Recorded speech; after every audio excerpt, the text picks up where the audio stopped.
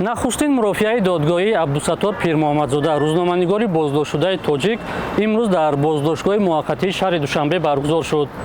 наздиконаш аз он нигаронӣ намуданд ки онҳоро ба мурофиаи додгоҳӣ роҳ надоданд. Адвокати абдусаттор пирмуҳаммадзода дар суҳбати бидуни сабт дар радиои Озодӣ гуфт, имрӯз марҳилаи шиносоӣ бо парванда анҷом ёфт ва талош мекунанд наздикони пирмуҳаммадзода ба мурофиаҳои додгоҳӣ роҳ ёбанд.